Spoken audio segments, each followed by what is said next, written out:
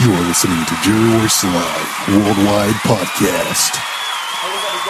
Angelique, Shiloh, Thaddeus, and Xavier. and we are The Shelters. Be sure to tune in to Positive Power 21 Christian Media and Radio Network. Late Night with Jerry Royce Live in Baltimore, Maryland. And be sure to check out our website at www.thesheltons.online. Peace.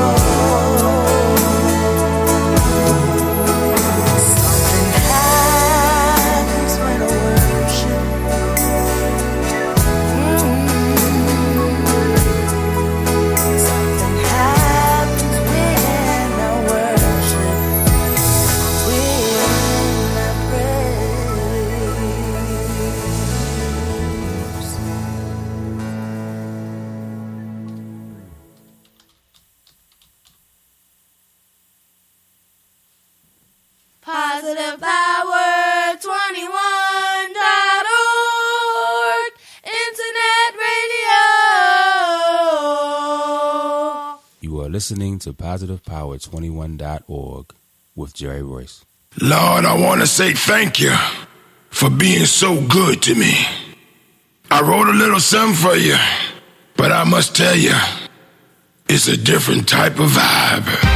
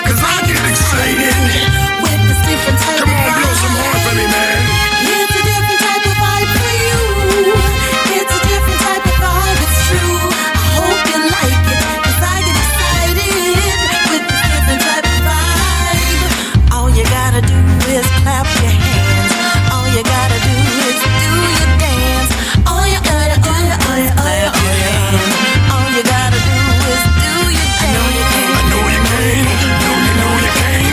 I know you can. I know you can. I know you can. I know you can. I know you can. What you say?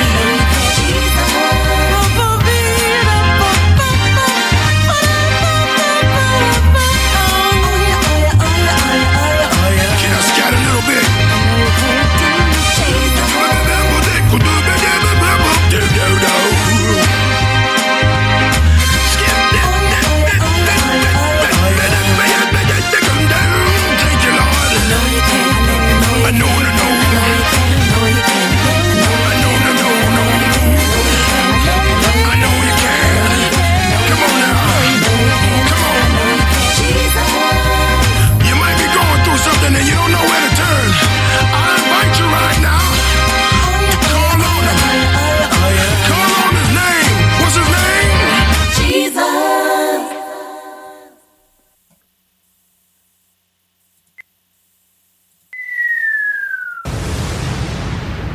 Mondays at 7 p.m. Pacific time, Natty. We all about that rock life. And if you want to join us, you only need to do two things. Number one. You need to tune in to Positive Power, XXI Radio, the place where royalty rocks. Number two. Tell your neighbor, don't look to the left nor the right, cause we going straight to the truth with our girls. Hi, this is Rock Life with Zion Jones, listening to Positive Power XXI Christian Radio on Speaker Radio and Facebook Live. It's a love thing. You are listening to Jerry Royce Live Worldwide Podcast. Can you feel the power? Can you feel the power? Feel the power of XXI. Positive Power 21.org Internet Radio. You are listening to Jerry Royce Live Worldwide Podcast. You are listening to Jerry Royce Live Worldwide Podcast. That's right, you tell them, robot, you listening to Late Night with Jerry Royce Live Worldwide. Yeah, tonight my special guest is Nina Taylor. That's right, born and raised in Philadelphia. Nina will be here and talk about her career on the internet. That's right, on internet radio and also terrestrial radio. It's going to be so exciting. Also, we have my guest host, that's right, you know, as Patrice Jackson from Pro Savvy Talk Show and I Am a Superwoman Radio Network. And just give everybody a heads up, this will be our last show for the spring. That's right, we're going to be taking a spring break, me and Miss Pro Savvy, so we'll be back real soon. So you get a chance to listen to her on Late Night Radio on Friday night. That's right, with the team. The Party Line on Late Night Radio on Friday night, starting at 11:30. You can join us with Paula G. The Voice, Shay Samuel, Patrice Jackson, and Chanel Lynn Lloyd. We're going to have a ball, so come on out and hang out with us. And even Dr. Paul Kelly might pop in. That's right, we got a lot to talk about, y'all. That's right, Christian relationships, finances, homes, building businesses. That's right, all kinds of topics. That's right, we're going to be having topic. All right, so we probably bring Dr. Kelly to hang out with us. He's the moderator for Next Man Up. That's right, you heard him. Next Man Up starting at 10 o'clock on Saturday mornings. So come on, join us. You can catch the replays of Pastor Jack starting at 9. Awesome shows, right? So come on out, check us out.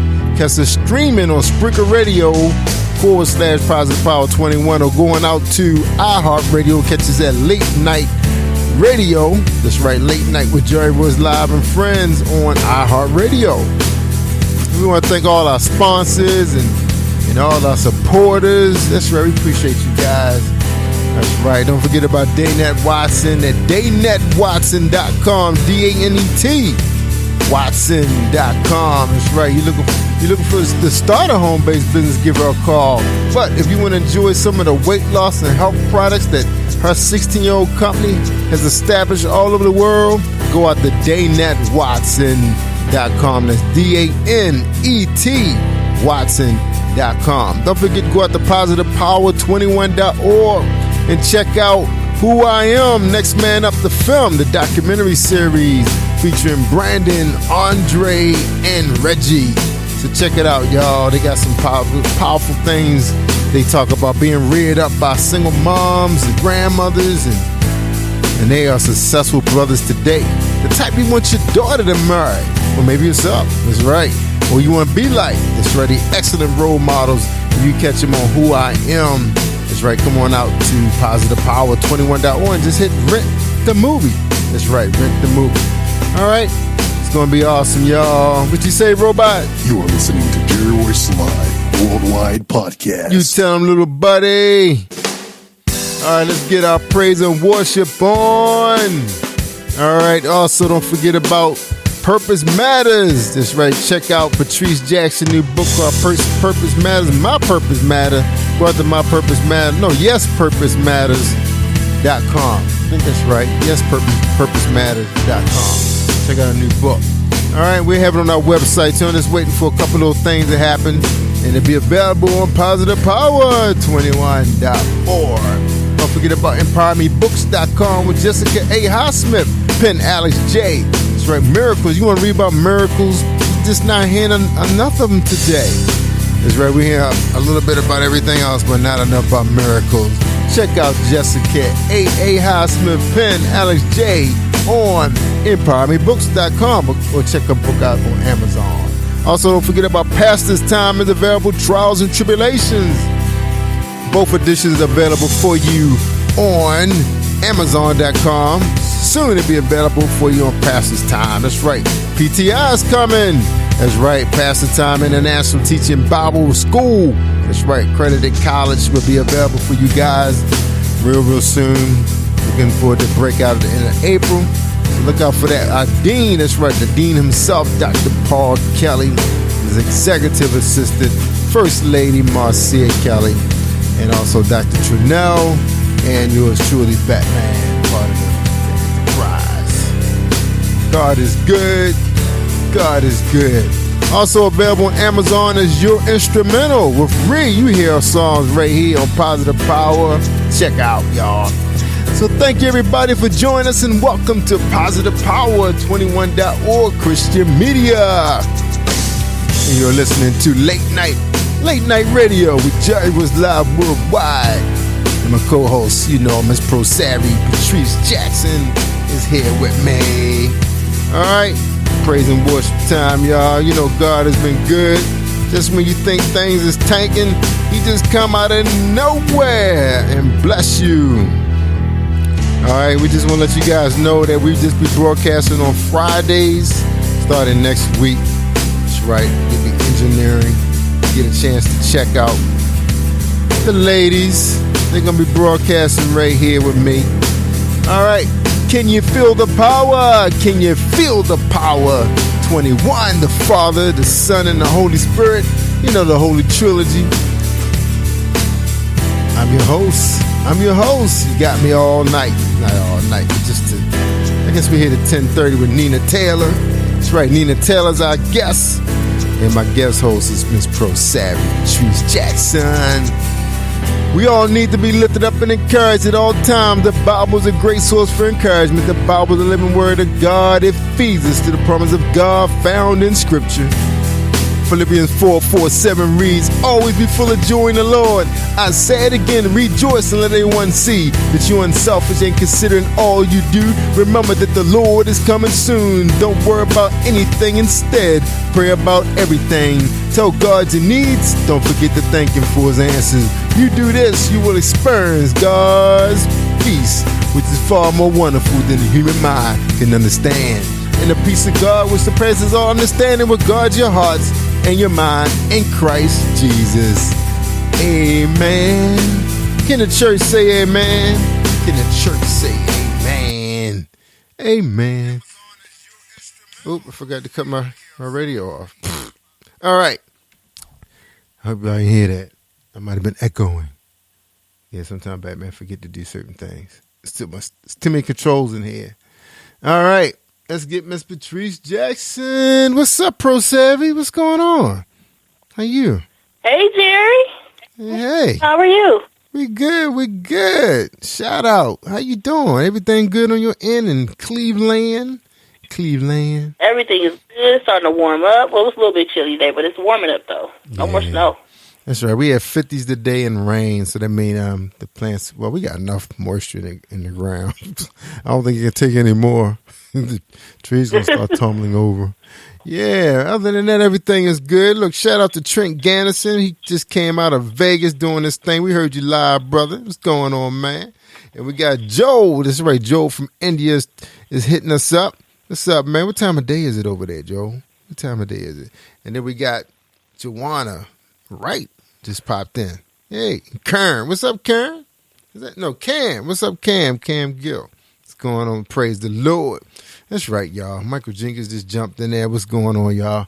Yeah, we're so excited. Had a chance to go to my son's first track meet. And, man, this coach going to be working them this year. They're doing 13 meets. 13 meets. Last year, they only did like 7. Wow. I think he said they did 7 last year. Isn't that crazy?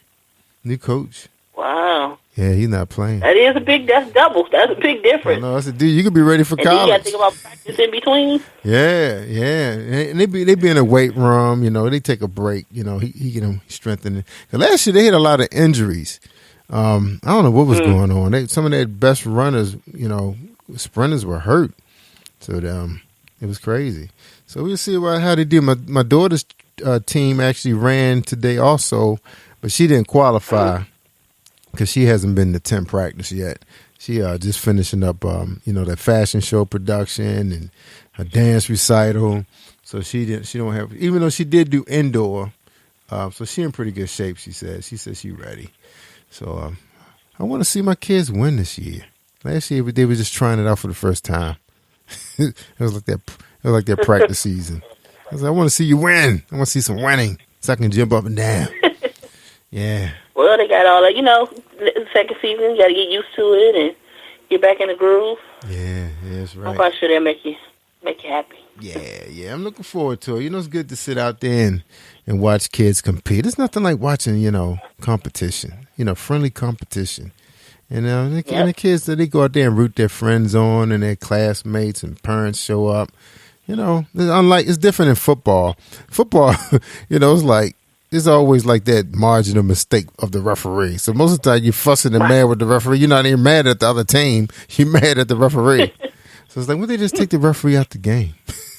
Take him out.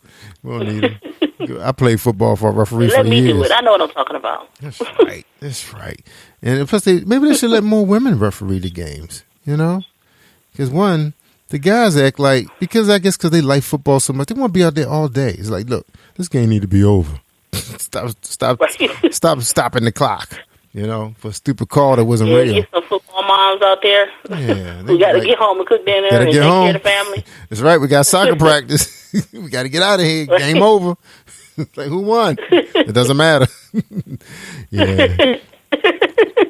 Yeah, they should. That's funny. They should do. I know we had one female. They had one female referee one year my son played. She was pretty good, too. She could see. The other guys couldn't see. I remember one guy, I knew him, and I knew he couldn't see, They had the nerve to have him on the sideline. He was making all kinds of bad calls. I was like, what? Man, I said, Joe. Like, how did he get this job, huh? I said, aren't you like 90? I think I remember you working with me when I was in my 20s, and you were 60 then. You got to be like 90. He's out there. He called them touchdowns, and, he ain't there to play. Man, the boy was stopped at the 1 yard line. You stand at the other end of the goal. That was just jacked up.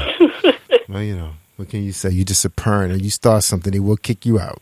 They got that rule. They make you sign a contract. You know that? Did you know that? They make parents sign a contract.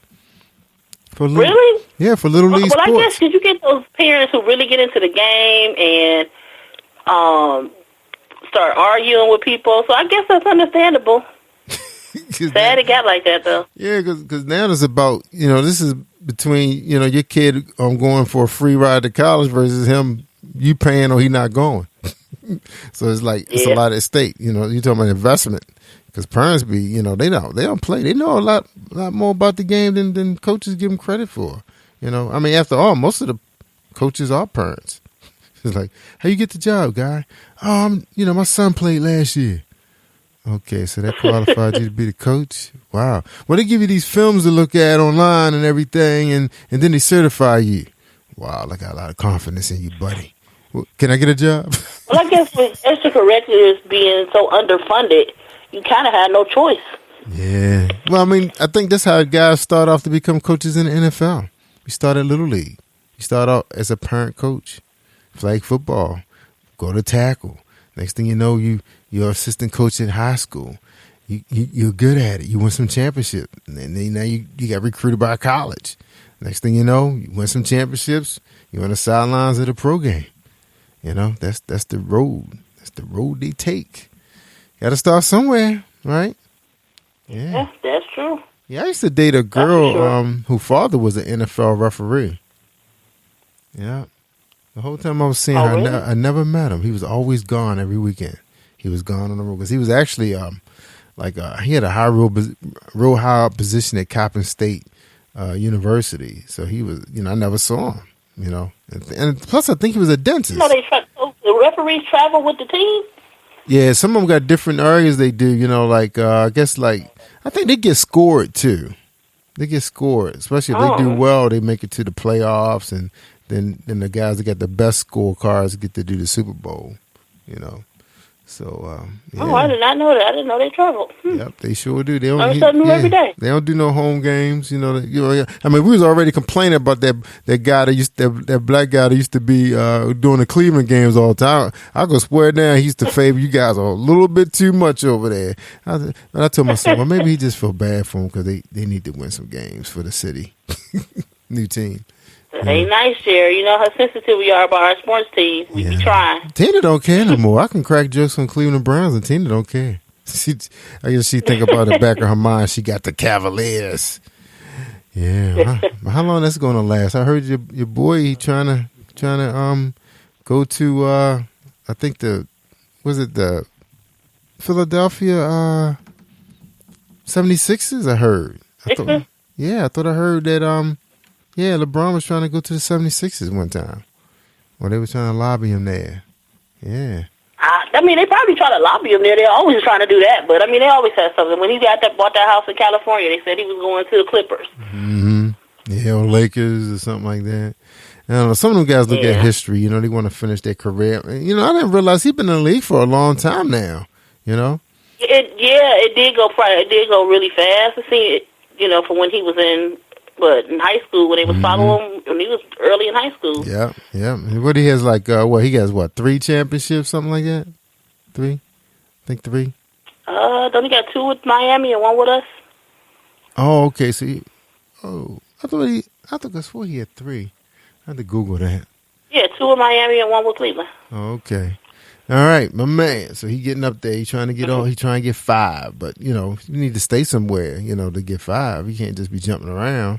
You talking about rebuilding, but I guess he goes where the other stars are. They just need some help. All right. Well, we got Nina Taylor on the show tonight. We're excited about that. Nina is known throughout internet radio, and I think she also hosts a terrestrial radio station, I believe, in the Texas area. And she's like many of us, hold down a regular 9-to-5 job and love radio.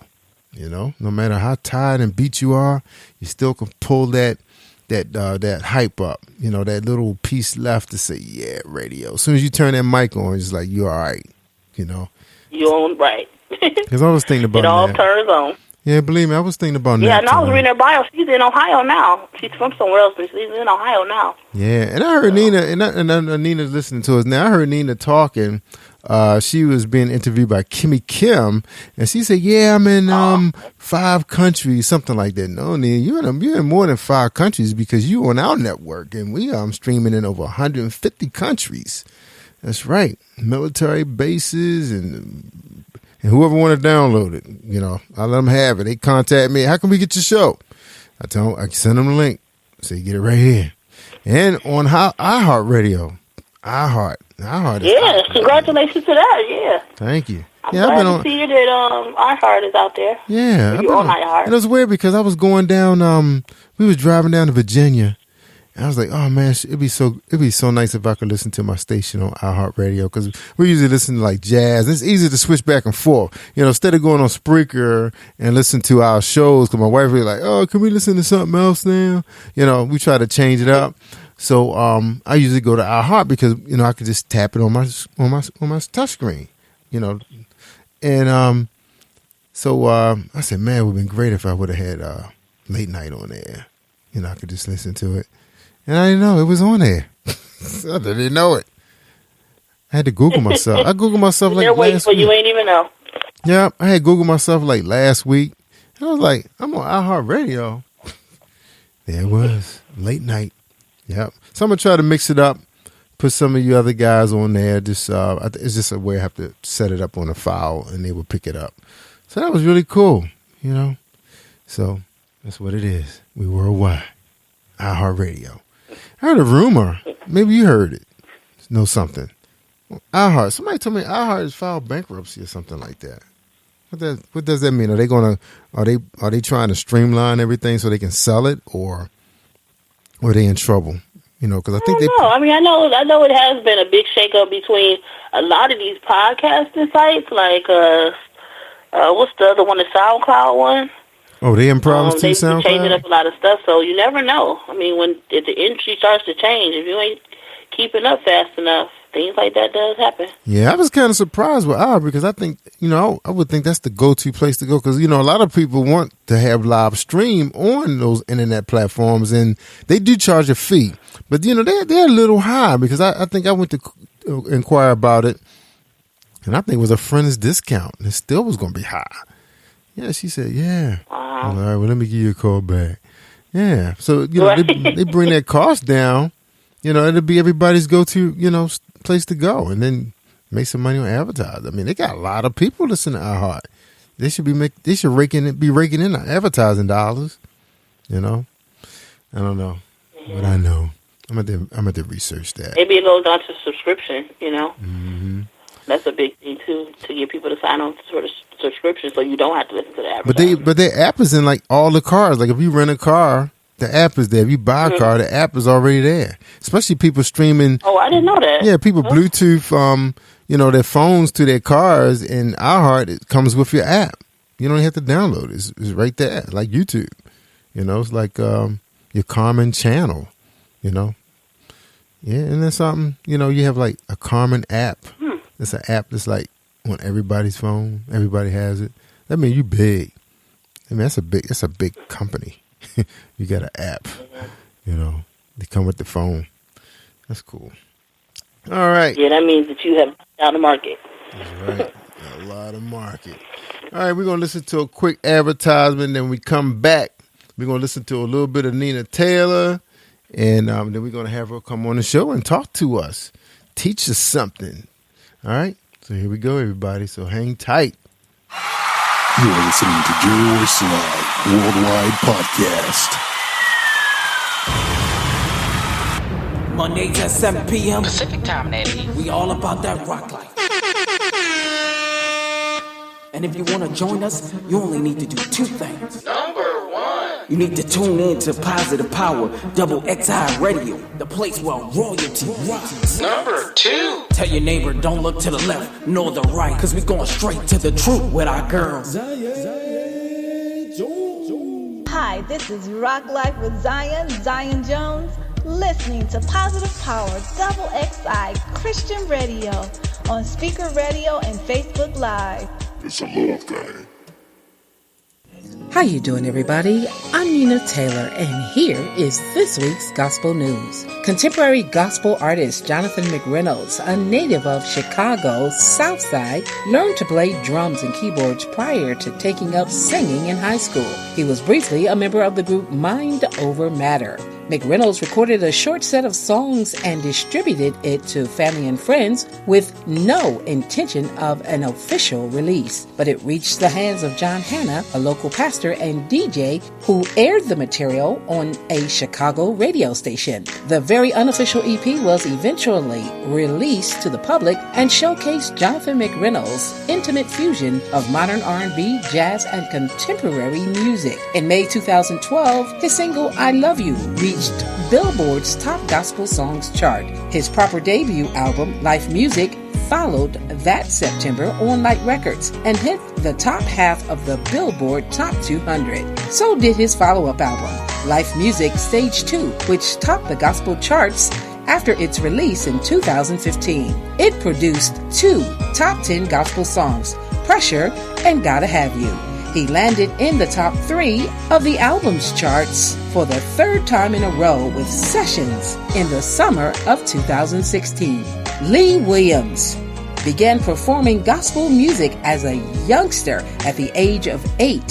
He sang with his uncle, a member of a group called the Gospel Stars, put together as a companion group featuring Lee Williams and his 3 brothers. Lee Williams' uncle also formed a group called the Spiritual QCs. That was in 1962. QC, which stands for Qualified Christian Singers. And when the outfit broke up in 1968, Williams took the name for his own group. Although the Spiritual QCs toured off and on over 3 decades, it wasn't until the late 90s that their music was documented extensively. Williams' group peaked commercially with their 2000s hit Good Time, which entered the top 10 of Billboard's gospel albums, earned the group Traditional Quartet of the Year at the Gospel Music Excellence Awards, and was nominated for Best Gospel Album at the Soul Train Music Awards. Williams' group continued to record and tour throughout the rest of the decade. Gospel singer Rance Allen founded the Rance Allen Group in Detroit in the 1960s and was fronted by the band and his soulful soaring vocals ever since. The traditionally trained black gospel group was the first traditional gospel group to incorporate rock, jazz, and soul into their music. They were heavily influenced by contemporary Christian music. The Rance Allen Group scored a top 30 R&B hit in 1979 with the song I Belong to You. The group's recordings for Gospel Truth Capital and Stax proved quite popular among gospel audiences and had some success attracting soul fans as well. Rance Allen continued singing, recording, and performing with his group up until the next millennium, releasing Miracle Worker with the Rance Allen Group in the spring of 2000. The movie Black Panther continues to dominate the box office worldwide, grossing in just a little over a month $1.2 billion in sales. Here's a list of the top 20 highest grossing African American films to date. Number 20, Sweetback. 19, 42, starring Chadwick Boseman. Number 18, Little Man, starring Marlon and Shawn Wayans. Number 17, Think Like a Man. Number 16, Ray, starring Jamie Foxx. Number 15, Big Mama's House 2. Number 14, Selma. Number 13, Ride Along, starring Kevin Hart and Ice Cube. Number 12, Dreamgirls. Number 11, Lee Daniels, The Butler. Number 10, Straight Outta Compton. Number 9, Big Mama's House, starring Martin Lawrence. Number 8, The Color Purple. Number 7, Boomerang. Number 6, The Nutty Professor 2, The Clumps. Number 5, Bad Boys. Number 4, Bad Boys 2. Number 3, The Nutty Professor, starring Eddie Murphy. Number 2, Dr. Dolittle, starring Eddie Murphy. And the former number 1 highest grossing African American film until Black Panther was Coming to America, starring Eddie Murphy. It grossed $595 million in sales worldwide. Well, that's your top 20 list of the highest grossing African American films and your gospel news.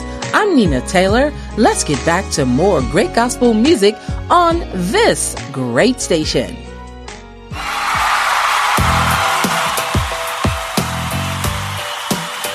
All right, let's talk about Nina Taylor while she's not, her mic not open. Born and raised in Philadelphia, Nina Taylor is a veteran of the entertainment industry. Nina started at the age of 5 dancing and singing with her family. She's a professional actress, model, voiceover talent, songwriter, and musician. All right, I got that. I'm too loud. All right, she's appeared in several radio and TV spots, including commercials for the 4-H Club, Cincinnati Police Department, McGraw Hill, Big Bear, plus the Schottensteins Department Store, and more. Nina co-wrote and sang the opening theme song for a video music show in Ohio where she now lives. Oh, I thought she lived in Texas. Oh, bad. All right. Nina can be seen in commercials for state auto insurance and so many other places. All right, let's talk to her. We're not going to read her whole bio. We're going to let her tell us about herself. All right, sound good, everybody? All right, let's open up the mic for Patrice Jackson and Nina Taylor. What's up, Nina Taylor? What's up? What's up? How you doing, Jerry? Hey. I'm awesome. Hey, Nina. Yeah, Patrice. Hey, how you doing? Doing good. Good to hear from you tonight. Yeah, veteran. Wonderful. Jerry, how are you feeling? I'm feeling much better, but, you can always do better. Always could do better. But thanks for asking. I know I had a throat situation going on about 3 weeks ago, which, I need my voice. I need to yell at my kids during the day, and, I'm on the radio in the afternoon. And we were just doing so many things, and I was like, oh, my goodness, I couldn't talk. So for 2 days, I had nothing. I just had to be quiet for 2 days. Wow.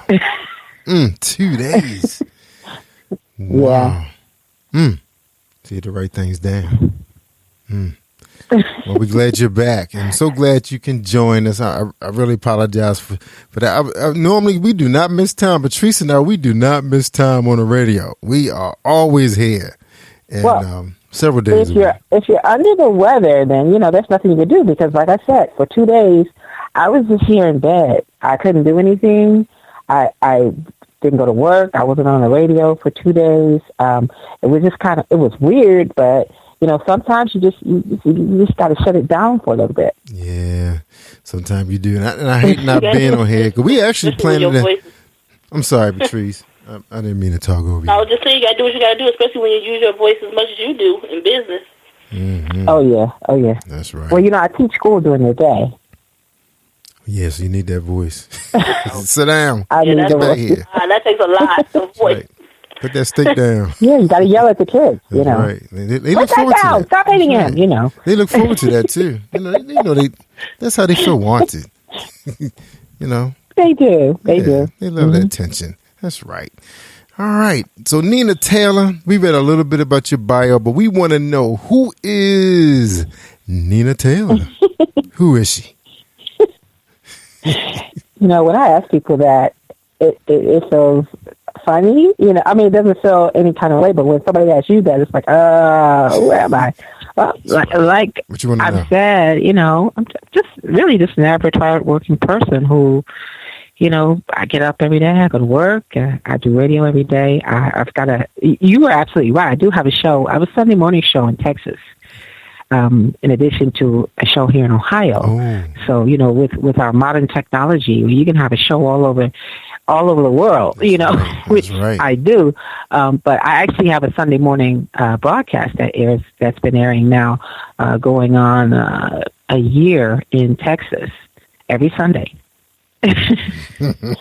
But I do radio. I knew when I was 12 years old that I wanted to be on the radio. I wanted to be on television also. I said, I want to do radio and TV since I was 12. And it happened, 5 years after I made that statement. Well, 6 years, I was actually doing it. 6 years at the age of 19, and I've been doing it ever since. That's incredible. And I was the same way too. I'm not sure if you remember citizen band radios. I think we mentioned before CB radios were real popular in I think the 80s, must have been late 70s, early 80s. Citizen band radio? Yep, citizen band radio. They had ham radios, which were like amateur. There's a lot of amateur radio clubs were out back in the 70s and 80s. And it was before, people had cell phones, because that was the way you could communicate outside your community, without dialing a phone. Yeah. Yeah, and that was part. I think I might have been 12, 14. I think I got it as a gift. Graduated middle school, and my friends and I, and we was on the radio like all night. We loved talking to strangers. Of course, back then it was okay to talk to strangers. Of course, now you can't do that. But we had a ball. I mean, we was on until 3, 4 in the morning during the summer, and I said, "Wow!" And I actually wanted to go to school for it myself, but my dad was like, "Oh, it has to be a school located here in Baltimore." It was like, there's no radio schools here in D.C. So it didn't happen. Oh, shoot. My doggone call dropped. I got to dial everybody back in. All right, hold tight, everybody. Let me play a song real quick. Let me get them back in. I thought I heard something drop. All right, hold tight. Let's listen to this one by Shalita Mason. This is a new one. It's just a test, a trying of your faith. Don't give up, don't give in. It's just a test, a trying of your faith. Don't give up, don't give in. Consistency is the key to your breakthrough. Keep the faith is what you got. The enemy comes to deceive, but the greater one lives in you. It's just a test, a trying of your faith. Don't give up. It was always fun, and my mom, you know, All right, sorry about that. they I'm had back. also been singing since they were kids, as well as the grandparents. So we're actually 5 generations of preaching, singing people. of it's 5 generations back we can go where it all started with my great grandfather was a preacher and also had a tremendous voice. His kids all were singers, and you know, my grandparents and then their kids, and we're just kind of carrying it on. So Okay, yeah, I'm sorry. I think that's how it is with most families. Did you guys? Yeah. You guys connected Do to you me? have a Are y'all connected to me? Because what happened is the Skype had dropped for some reason. I thought I heard it drop. So we didn't get a chance to. The audience couldn't hear you guys because it disconnected you from Spreaker and Facebook Live. So yeah, Okay. sorry. Okay. So if y'all want to go back and start that over again, okay, good for me. You want to start that question again, Patrice, that you was talking to Nina about? Oh, she was, yes. So I asked her, you know, what was the progression of her career, you know, in the connection with her family. Mm-hmm. Oh, okay. Yeah, and I was just saying, you know, like anyone else, you know, started as a child with, you know, dance in school, and the acting all started in school, and just from there, just wanting to do more stuff. I was actually interviewed on the radio at the age of 12, and that's when I knew. I said, I want to be on radio and TV, you know, when I grow up. That's what I want to do. By the age of 19, I had already gotten an internship, and they hired me after the internship, and that's really where it all started. Wow. And then throughout the course of the years, you know, I found an agency and started doing voice work. And from there, you know, you're on TV, doing stuff on radio, and just different opportunities have come about. Then in 2006, I said, you know what? He said, I had not been off the radio more than maybe a couple of days since the age of 19. I just had to, like, step away from it for a little while, just for my own sanity. I just hadn't done anything else since the age of 19. You know, I've had other jobs, of course, but I took a little break from it in 2006.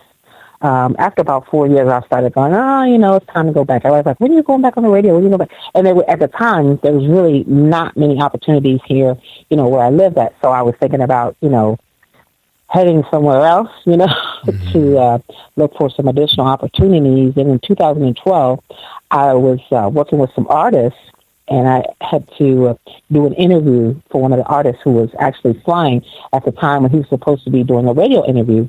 And this was for, you know, the station where I was at in Texas. And I asked him, would it be okay if I did the interview for the artist because he was unavailable? And he said, sure. After I did that interview, the owner of the station said, wow, you know, who is she? You know, I really like her. I want to have her back, and let's, you know, talk to her about her. You know, what does she do and all that. So after that, then the owner of the station wanted me to, you know, kind of like do some voiceovers for them, and said he wanted me to be, you know, where are you? Can you move here and work for us? Thanks to technology, I was able, you know, to do everything that they asked me to do right here from, you know, at the time I was doing it at someone else's studio, and then I eventually built my own studio, which I have now, and just started doing it from there. And now I have my own show on at 6 a.m. Sunday morning show. And I've done gospel radio since 97. I've never had a Sunday morning show before. Wow. Wow. Yeah, that is awesome. Yeah, I was listening to that story on Kimmy Kim's show. I said, wow, you've been in radio for a very long time. And it still seemed new to us because we all just really just been plugged in for the last 4 or 5 years. And, it's coming up July, I believe, will make our first time we had connected with each other in 2007. I'm sorry, July 2016, if I'm not mistaken. I think that's when we first met. Is that the first time we spoke? Yeah, I believe so. Yeah. So it's coming up with... First, I thought it was 3 years. I'm going to have to look back because I saw it in the email, our very first email. So yeah. It's been some time. So you like me, I still have emails from everybody from way... That's right. Keep everything. You never know. Yeah. That's right. Archives. That's what I believe in. So Nina's... Now, it's been a very nice ride. What's the difference to you, since you've been doing the past 3 years than prior to you? What's been the difference in radio? You know what? So much has changed since I started. It was 1989. So much has changed. When I first started, they were still playing records. They were kind of like in the middle of that transition from cassettes. We were playing records, carts, and CDs, and cassettes. All that. You have to come in like an hour early. You have to stack up all this music that you're going to be playing. I mean, everything was very, very physical, and you had to manually do everything. So I remember when we got the first computer, when we had like our first automated show where the music was just automatically coming up. You didn't have to actually play it yourself. I remember programming the music into the computer and thinking, wow, this is so much easier. Right. It's changed quite a bit. I love, the digital sound is the best it's ever been. One of the stations that I'm on just recently went from AM to FM after all these years. It's been an AM station for over 60 years, and I'm now on FM after all this time, so it's just, and that's actually the station where I started. So it's amazing just to hear and, the difference. I was like, wow, you sound good on AM. You really sound good on FM. I'm like, oh, that's great, and then listening on, a digital sound on a computer is just, the sound is unmatched, actually. It's great. I'm happy about it, and I think it demands that the quality of what we're playing now has to be top of the line because you can hear every little thing. That's right. You sure can. Everything. So tell us a little bit before Patrice asks the question. We're gonna go to music break, but I just want to ask you. Tell us a little bit about your radio station. So many people want to build their own home studios. Tell us a little bit about your home studio. Well, my home studio is very simple. I think the first thing is you got to get a good computer, lots of memory, a very good computer. I actually had to invest in a new one. I got it about a year ago, so it's still kind of new. And then I had to invest in a great microphone, which the one that I have, it was like around $300. So it's definitely an investment. And if you're not making money with it, you don't need to get it. That's right.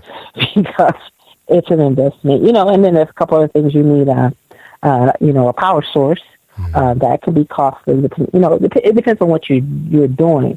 Now, of course, I'm not mixing music and all that, so I don't need, a whole lot because it's usually just 2-3 tracks. Sometimes I have used as many as 4 or 5 different tracks at one time, but it's just still just me and just having, I think, knowledge of mixing and being able to put things together is good, or have somebody who can do that for you.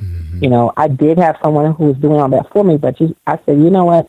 I got to learn how to do all this myself. That's right. Because it's almost impossible for somebody, you get so busy that it's almost impossible to have somebody doing all this for you. You're either going to be broke or it's not going to get done. So I definitely had to, get with some people who have studios also, and they refer me to some, rather relatively simple programs. Programs that I'm using are kind of basic for a lot of stations, radio stations.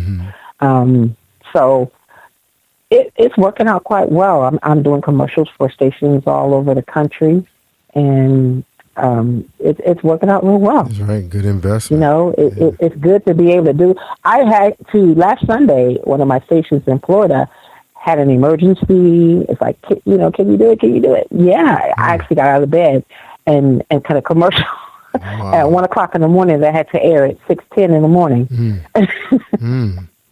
Well, wow. Now, think if I had to drive across town to a studio or something, or if I was relying on someone else, I would have never been able to do that job, you know. Right. But, you know, that's where it's at now. It's right there. If you have a good setup to your house, your own, studio area, or it's so much easier. It just made my life so much simpler. Awesome. All right, Patrice, you can go ahead and ask a question, and we're going to take a little short music break. All right, cool. My question was, what's your favorite thing about podcasting and being on the radio? Well,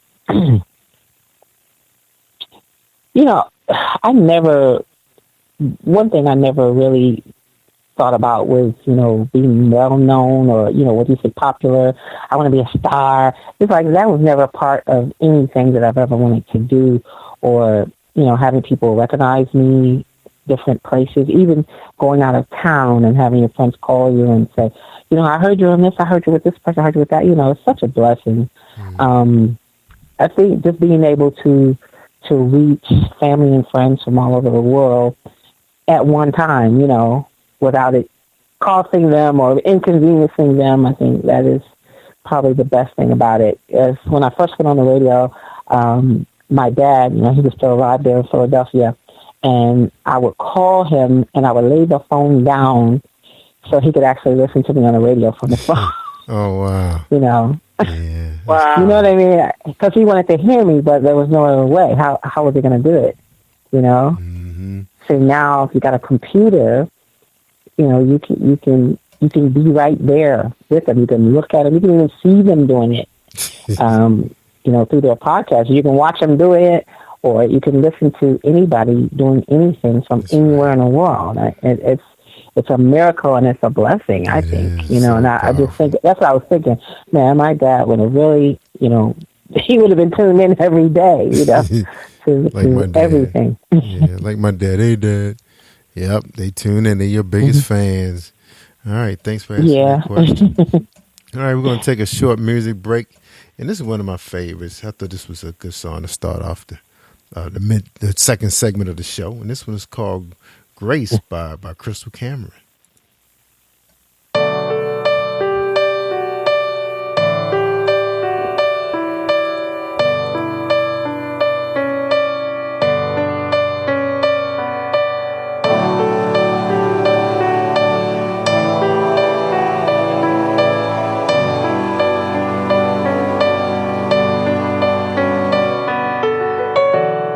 You take my pain and you turn it into life.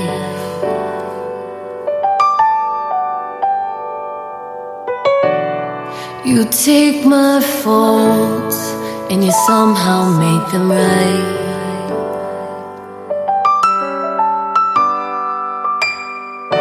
You hear my cries when no one else did.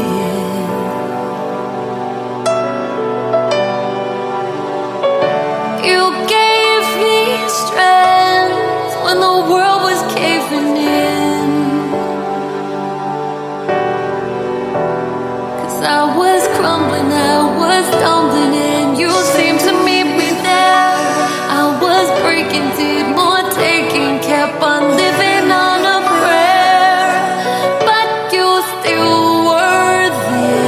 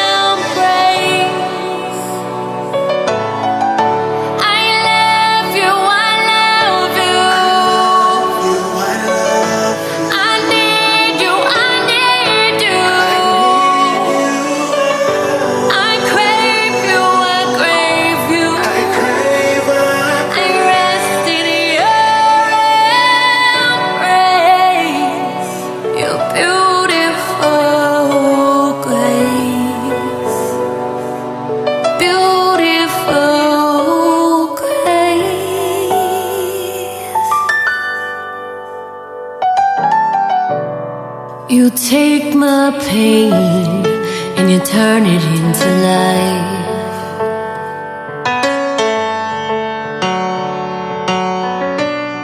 You take my faults and you somehow make them right.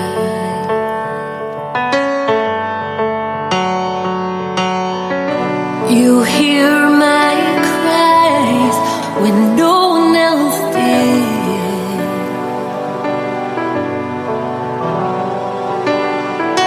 You gave me strength when the world was caving in. 'Cause I was crumbling, I was stumbling, and you seemed to meet me there. I was breaking, did more taking, kept on living on a prayer, but you still were there.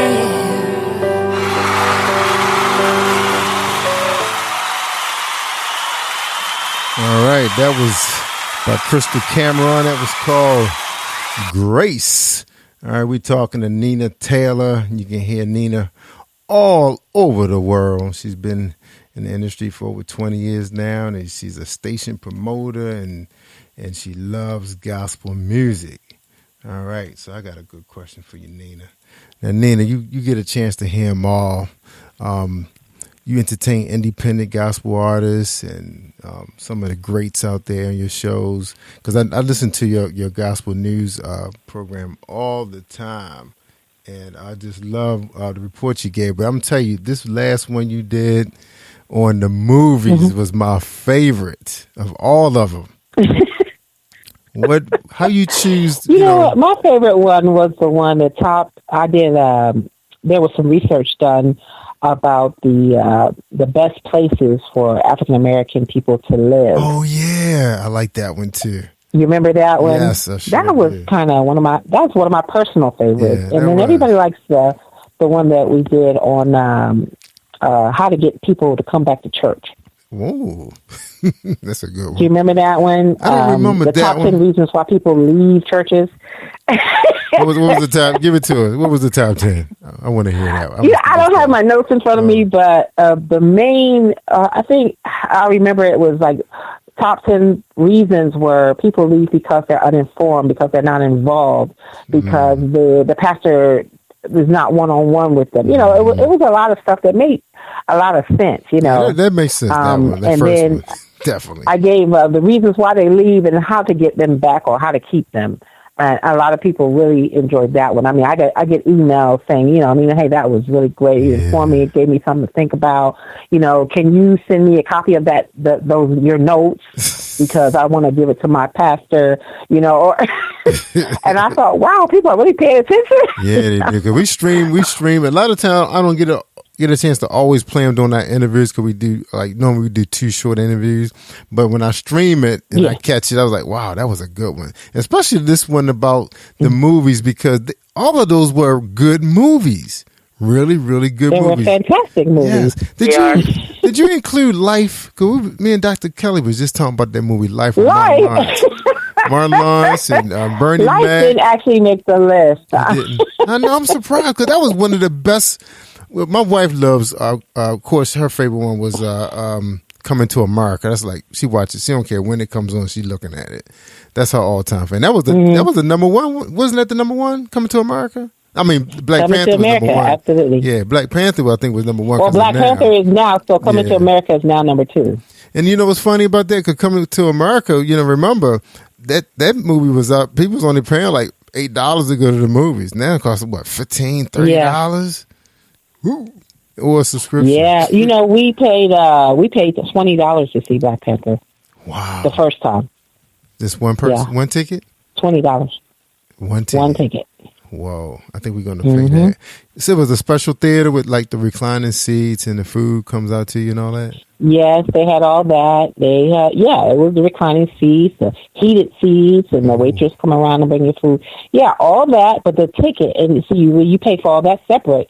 I think the food was even higher that day, too. Yeah. So people have been making some serious money. And, you know, my personal trainer was one of the actors in that movie. Oh, yeah, I heard that. I heard the episode. Yes. Yeah, he was very excited about that. Yeah, he was one of the extras. You know, he was one of the people who were standing up on the rocks, and he was one of the fighters at the end. You know, remember when they were fighting, when everybody was fighting at the end? He talked about it. It'd be real physical, good timing, all that mad. I guess they didn't really have time to be playing around with you, so if you had a good time, you were in. Yeah, that was awesome. That was a good interview. Well, he does karate, and he's a stuntman also. That's how he gets a lot of jobs doing stuntman work and stuff. So yeah, that was a good interview. It's amazing. Yeah, it is. It is amazing, and because of course one of our podcasts is making it big right now. He got a break on Empire. Just shot a commercial with MGM Grand here in the DC area. So we watching one of our own really make it big. Matter of fact, Empire debut tonight. Whatever season. Yeah. He actually supposed to come. Well, I was actually doing an interview, so I had to record it. Yeah. You got to get him on your show. He's an exciting guy, and things are really looking up for him. We looking for him big and better things. One day talking about another Black Panther movie. They're looking for another Black superhero. Do you, now, in your opinion, Nina, you think this is going to open doors up for more? Because remember, Luke Cage is out there. Luke Cage is really good. I'm not sure if you guys have seen this on Netflix. I think it may have been some situations going on now that I think Disney. It's a little stuff going on with the studios now, but Luke Cage is a really good series on Netflix. Have you seen that one yet? No, I've heard about it. You know, I try to know about everything. You know, sometimes it's impossible, but I really do think it's going to open up the doors, because you know what, movies like Black Panther, what does for all of us is what it does is show that, you know, our value, that you can make a movie with all Black cast. Because remember, 20 years ago, we couldn't have a movie with just all of us in it. That's right. And expect it to make money. That kind of money. Even though they did. What you said, 1.2 billion? Is that what you said? 1.2 billion? I knew it was the day that I did that, it was 1.2 billion. I'm sure it's more than that now. Yeah. And that was, I wrote that like a week ago. So I'm sure it's past that now. It's 1.2 billion, excuse me, last Tuesday. Because I haven't seen it a second time. I actually had to leave early because one of our podcasts was debuting her first show here live, and we couldn't go to the show that we was trying to get to see. We had to go see another one that ran like 30 minutes later, so I missed the ending. Really? What a movie. Well, I'm going to be seeing it for the third time this weekend, because one of my friends from school actually has not seen it yet. All right. So I said, let's roll, you know. That's right. Now, I'm going to go ahead and let Patrice ask that question, but before we get away from the subject, I just want to ask you, in your opinion, why you think that movie is so successful? Wow. Marvel Comics, I think, has a lot to do with that. Marvel always makes fantastic films. All their films have been great. From Captain America, the Avengers, all of them have been fantastic. So I think it already had high expectations. We knew it cost a lot to make. Chadwick Boseman, you know, everything he's been in has been fantastic. So I think his popularity, along with all, you know, they were like, Angela Bassett's going to be in, you know. I don't know. I just think it's just time. It's just our time. It just proved that, you know, we can make a movie and be bold and be chocolate and be successful, you know, just like we are, you know. There wasn't a lot of elaborate makeup or anything like that, you know, superimposed bodies. This was everybody in their raw self. You know, if you see any of them doing interviews, this is how they look. Yeah, they you look know? good. Yeah, good-looking people. Yeah, everything was beautiful, and it showed Africa in such a beautiful light, even though it's a fictitious city. Still, you know, we're talking about Africa, and just remember, you know, nobody wants to hear anything about Africa. You know, genealogy is another thing that I'm very much into. You don't have time to hear about all that, but you know, I'm one of those people. I've always embraced Africa, and it's just about time. I think it just proved that, you know, we could be just what we are and be marketable and be valuable and be entertaining, and all we needed, just like many of the people who came before us have said, we're not asking for anything but the opportunity. That's all. That's all we want. You know, we'll take it. Open up the door. Just let me in, and I'll take it from there. That's right. You're right. And I think to me, that's the first time you really have seen Africa in a really good light. Because I mean, all the other African movies was Tarzan, you know, and the slaves were based in the background, and then it was about slavery when they was being snatched from Africa. So this is really the first time, besides, you know, the one that was about the lions and, you know, Born to Be Free, that you saw Africa and it wasn't looking dusty and everything is sandy looking. It was beautiful and vibrant, like you said. Or Africa, talking about South Africa and apartheid, you know, all negative, slavery, all negative. Where these things happen, and we need to know about these things, but let's see the beauty of Africa. And I think it showed the beauty of Africa, and I think that's what made us all so proud. I mean, people came out of the movie, we just all came out so happy. We don't even know why we're just happy. You know, we were just happy about, you know, it was an experience, you know, and they would say that people in Africa were coming out of the movies just dancing and just so excited. It just made, I think it was just that pride that we just had just from seeing. This is us. This is what we are. And it's beautiful, you know. Beautiful. And it was just a joy. That's why I will pay to see it a third time. And then when it comes out on DVD, I will probably own several copies of it too. That's right. They don't sell no DVDs, do they? You got to get a download. Huh? I said, do they sell DVDs? I only have a DVD player. Yeah, they still do sell DVDs. They don't work. Wow. You know, one of the things I was disappointed was Killmonger. I have to look Killmonger up because I didn't believe that Killmonger was dead. But, you know, with Marvel, anything can happen because I was really big in Marvel comics back in the day. And almost everybody had once passed one time and came back. Even Superman had died and came back. And even Captain America, all those guys were brought back or they retired and someone else became that character, which a lot of people don't know. And what was so deep that people don't know about Black Panther, Black Panther is the reason why Captain America and Wolverine exists, because his suit is made out of the same material that Captain America's shield is made out of. Because a movie is really deeper than what people if you want to get into the history of it, now I could take you even deeper than that. Originally, this movie was supposed to be made back in the 90s. Right. Did you know that? Actually, it was. And guess who they wanted to play the Black Panther? Oh, you're talking about the physical movie. Oh, I thought you were talking about the origin of Black Panther. The physical movie. They were going to make this movie back in the 90s, but it was like, it'll never work. You know, this all black film about Africa, it'll never work. And they wanted Wesley Snipes. Oh yeah, heard about that. Yeah, Wesley Snipes. Yeah, you heard about that. I think he was behind that, trying to get that to happen. Because you know he ended up doing. That's why he ended up doing Blade. Because it wasn't going to happen with him being Black Panther. But also, I was going to go deep because Black Panther actually was during the time before World War II. Because that material that his suit is made out of, that they grow in that country, it comes from outer space. The aliens brought it here. It was part of some kind of meteorite that hit Africa. But that same chemical was stolen and taken from that country, and that's how they made Captain America's shield. Remember, Captain America is from World War II, if I'm not mistaken, and so is Wolverine. Remember, Wolverine, he fought like maybe Africa, and maybe before that, because Wolverine, he was in like every war. He fought in the Civil War, the World War I, World War II. He was in all those wars, and remember, his bones was made out of that material. See, a lot of people know that. Because remember, he could drink. Remember, Black Panther could drink it. Remember, he could drink it, and he can drink something else, and it takes. Well, that's how they brought Wolverine to life with that chemical. So there's a lot to it. It's a really deep story, man. Really deep. All right. Well, we can talk. I can talk about comics. It's amazing, and the story was actually the Black Panther story was written by Marvel back in the '60s. Yeah, Black Panther went through a lot.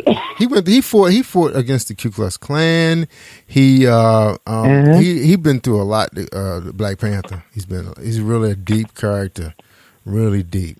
You guys have to check it out. Plus, you got to look at. Just follow the history. The Marvel films and Black Panther was introduced, which was leading up to this movie in the second Captain America film. Right. Because he know Cap. Cap knew a little bit about his existence because that's where, like I said, that's what his shield is made out of. Exact material. Yeah, real deep stuff. A lot of German scientists got to that stuff. That's why you find them fighting against them. Those guys. It's a lot to it. You guys gonna have to check it out. Yeah, YouTube yeah. got some stuff out there. You can go to the Marvel stores and get the books. Really deep. And then you're talking about post Africa too, before it was colonized. Before all the countries came in and took a little piece of, took everything away. Like when Belgium went in and took Congo, and the United States went in and took their part, and Tanzania, all those different parts were given to different European countries, So you got post-Africa, because the countries would line up a little different than it is now. All right.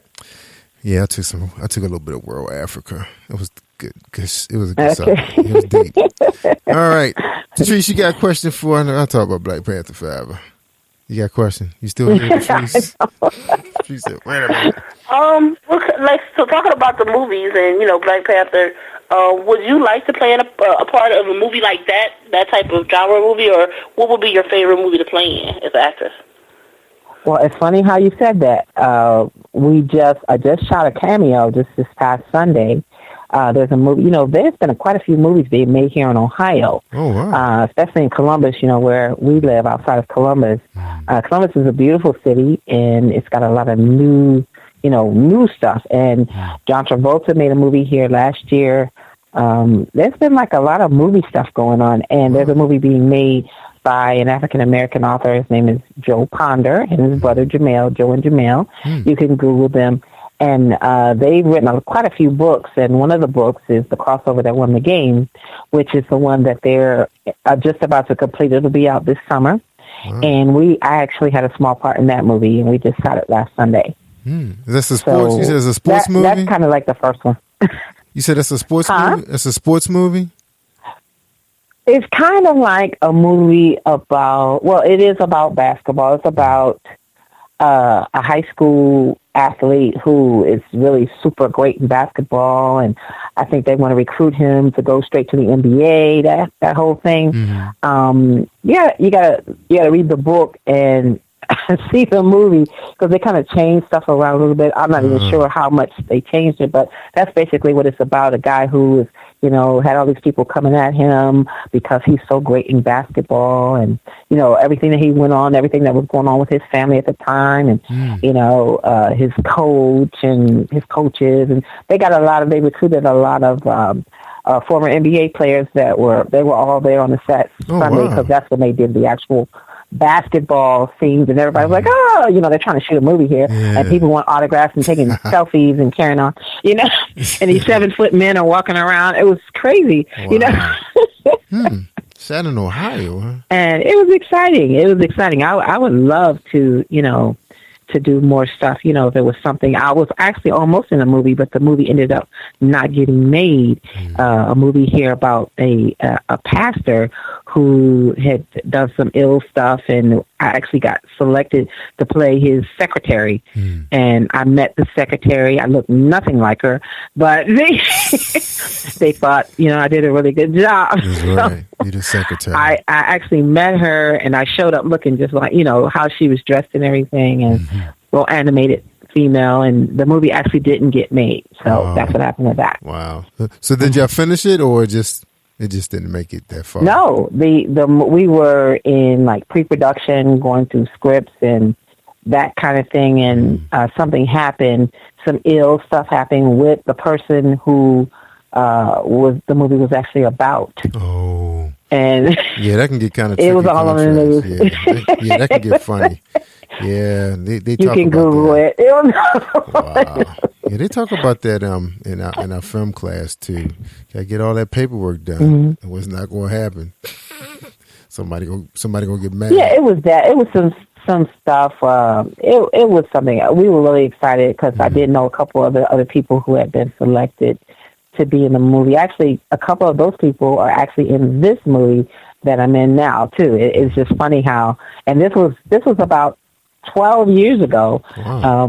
So that would have been my first big movie, because I actually had a large speaking role in one of the major characters. So, we'll just see. I'm not really, I don't have any I want to be a movie star aspirations or anything like that. It's just one of the other things that I do. And, if an opportunity comes up and, I'm a good fit and they like me, I like it, I'll do it. If not, I'm not chasing after any kind of movie star fantasies or anything like that.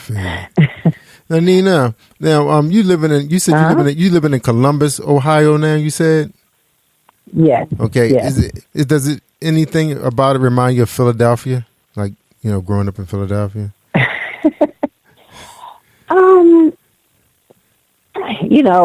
They're both very, very different. They both have things that I love and both things that I don't love.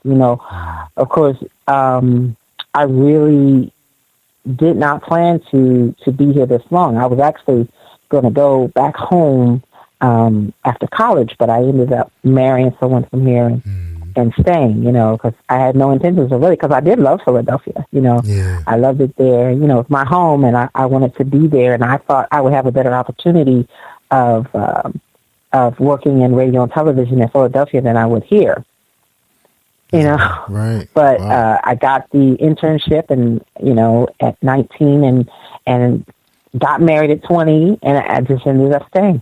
Because Baltimore and Philadelphia look so similar. My wife and I went to visit Philadelphia. I said, wow, this looks like downtown in Baltimore, City Hall. It looks exactly the same. They do, don't they? The waterfront and everything. Well, there's some parts of Pittsburgh that look just like Columbus. Oh, wow. You know what I mean? It's like, it is. It's like Pittsburgh is like a bigger Columbus. I didn't like Pittsburgh. I didn't like Pittsburgh at all. I didn't like what I saw. And we drove through there by mistake, but what I saw, I wasn't really at. You were lost? Yeah, How does anyone get lost in Pittsburgh? Yeah, we was trying to go to Poconos. My wife told me to take 95 or something. Oh, yeah, y'all were lost. Yeah. Y'all were lost. Yeah, so this is not the Poconos. This is not the Poconos, right? We've been driving for 5 hours. This is not the Poconos.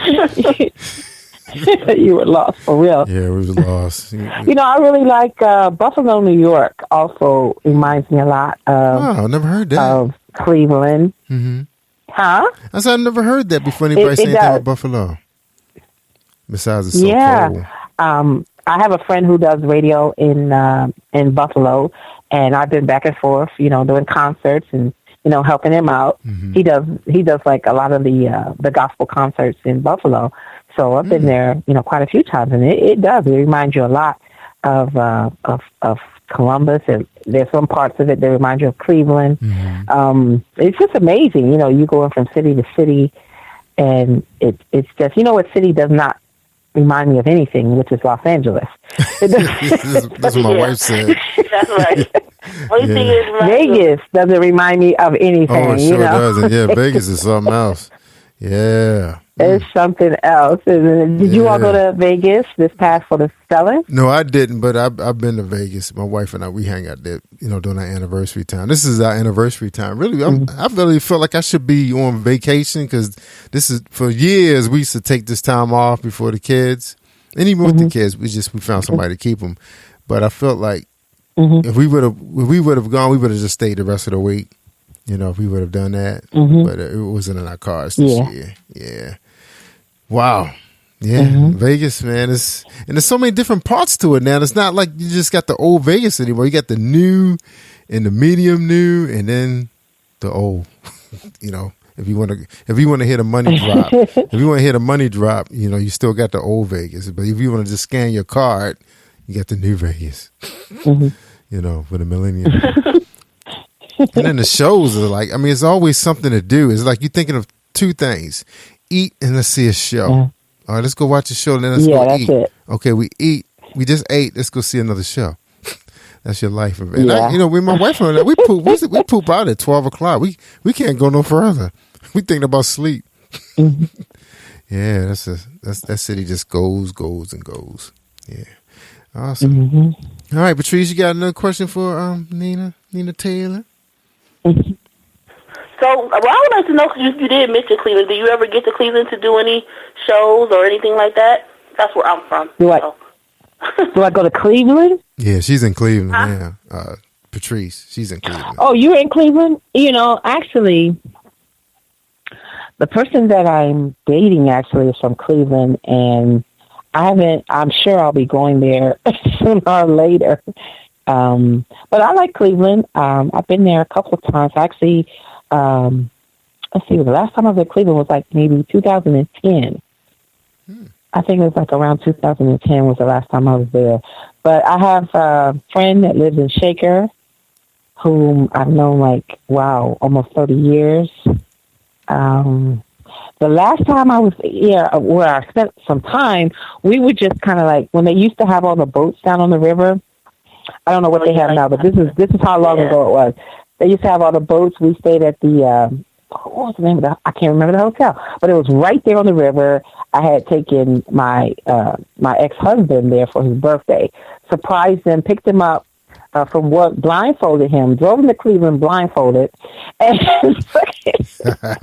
and we actually went on like one of those dinner cruises, and then we went to a comedy show, and actually Bernie Mac was in town, if you can remember how far back that was. Yeah, Bernie Mac. Oh, wow. Yeah. That was a minute, yeah. I had gotten a ticket, so I said, you know what? I'm going to do this for his birthday. And I took him to Cleveland. We saw Bernie Mac and, what was his name? A.J. Johnson opened up for him. It was a fantastic show. And we went on that little date. What was it called? Lake Erie Cruises. Is that what it was? I think that's what it was. It was on a boat, and the food was fantastic. Everything was great. Did some shopping the next day. We just stayed out there for 2 days, like the weekend, and then came back. Wow. That was the last time I spent any real time there. Yeah. I didn't know Cleveland has a waterfront, Patrice. Yeah, waterfront. You said we have a what? Y'all have a waterfront? Yeah, we have a waterfront. It's pretty nice waterfront. I mean, we have, I think it's 3 boats that may go, like the Nautica Queen and the Good Time 1 and 2. They go back and forth, and then a lot of the clubs and restaurants are on the water. Yeah. And then going a little bit down, we have apartments that are on the water. So yeah, we have a lot of lakefront area. Yeah, I mean, you guys have to. If you ever get a chance to watch my movie, it opens up with Baltimore waterfront. Beautiful what they have done to that place. It's unbelievable. So many places to eat. So many places. It's like, man, literally hundreds of restaurants and bars. You know, just go on foot and or Uber and those electric buses they have. Really, and new hotels. So that's what I'm saying. When you guys come down here, do some work with us on our television show, you won't be disappointed. It'd be worth coming down here, for a little weekend getaway or a couple of days. They've really done it up.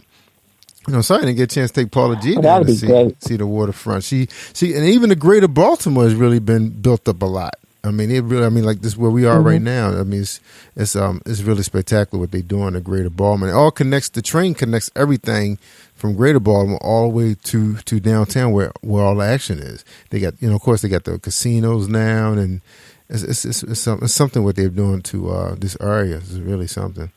Of course, when you got Washington only 40 minutes away, and a lot of people getting tired of that traffic, they starting to come over this way now because it's a short travel, it's a short commute.